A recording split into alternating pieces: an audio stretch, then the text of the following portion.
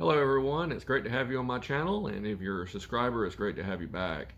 Some exciting news today from Roborock. They've got a bunch of announcements. We'll go ahead and go over one of the biggest ones, which is the new announcement for the new robot, the Roborock S6 MaxV. This is yet another version of the S6, and this appears to be the new flagship model from Roborock. And I'm very excited about this robot vacuum because of new thing they call reactive AI. And essentially what sets this robot apart from the other robots in its line is the fact that it has two cameras on the front edge, front bumper of the robot. The reason for the cameras is that it gives it what they call intelligent obstacle avoidance. So what that does is, as it's going through your house, it can recognize different objects like shoes, lamps, power cords, power strips, pets, even animal poop, which is big for some people. I know that's been a question where people go, "Hey, I can't have an automatic robot in my house because sometimes my animals go to the bathroom in my house, and I don't want my robot running over it and ending up on YouTube as a disaster smearing poop all over my house." So that's one good thing is it does recognize that. And so what does it do? It avoids it. It can also, one of the big things with this is you can train it. So if it recognizes a shoe and maybe it wasn't really a shoe, maybe it was something else, you can go into the app and say this wasn't a shoe, this was something else. So that's great. Also, the engineers at Roborock say that they are adding new objects for discovery every single day, so that's great. The purpose of it is that it can reroute and go around these obstacles instead of bumping into it. So I have an S4 now. Any of the Roborocks right now, I have a bumper on their very front, so if they run into anything, it basically continues to bump into it till it can go around it. That's because these robots use a LiDAR-based system. Now the S6 MaxV still has a LiDAR, which is great. These cameras are in addition to the LiDAR. So what makes it different is that the LiDAR system, which sits on the very top of the robot, as you see here, spins and detects what is above the robot. It can see walls and objects, but it cannot see below its top deck lid. So if your robot sits a couple inches off the ground, it can't see anything on the ground that's about to hit. So it relies on the front bumper to bump into something. The front bumper pushes in and tells the robot it has bumped into something. And it has to continue to bump into something until it can get around it. With this new camera-based system, it's going to allow it to see the object before it bumps into it and intelligently navigate around it. It can see objects 2 inches wide and 1.1 inches tall, which is great. It should be able to see cords and navigate around those as well. The drawbacks to this.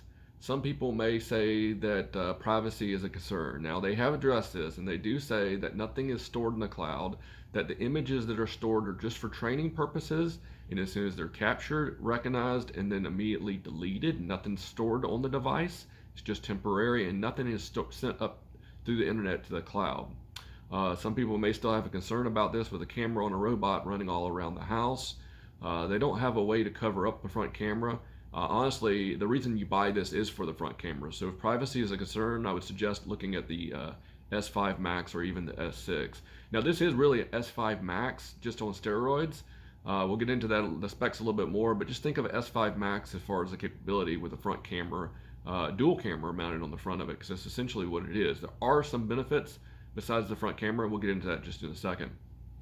As I mentioned, this still uses LiDAR for basic navigation, so that's great. It can see in the dark. Keep in mind the cameras won't be able to see in the dark, so if it does go around your house in the dark and it runs into a shoe, it may not be able to see the shoe. It's completely dark because the cameras, at least from what I've seen, do not have the ability to see in the dark. So the obstacle avoidance will only work if it can see, and that will need to have some light to be able to see. LiDAR, using the laser-based navigation, can still navigate the robot around in the dark, which is great to have these two intelligent systems combined.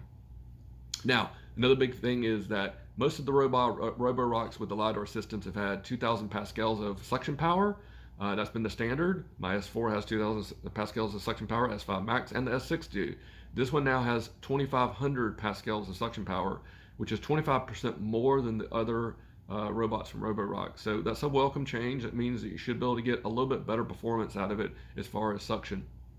It's got a new processor, a new Qualcomm AP 8053 processor. They claim it's 50% better than the processor in the S6.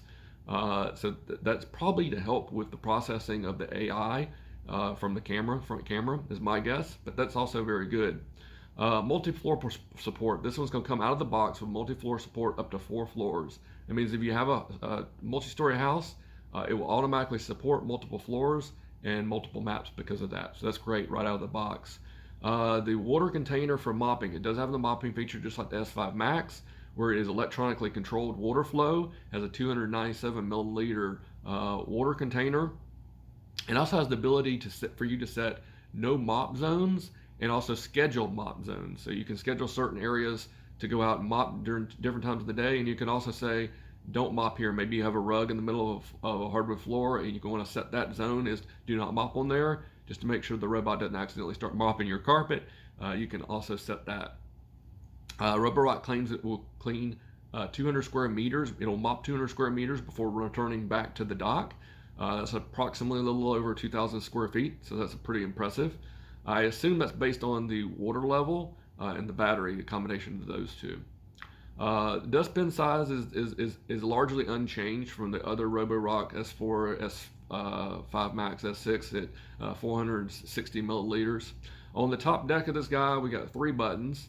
We've got a spot clean button, we've got a home button which sends it back to the dock, and we got a power button. This guy, when it comes out, it's been announced today, but it has not been released for sale just yet. No word of exactly when that's going to happen, at least nothing I could find. It is going to retail for $749.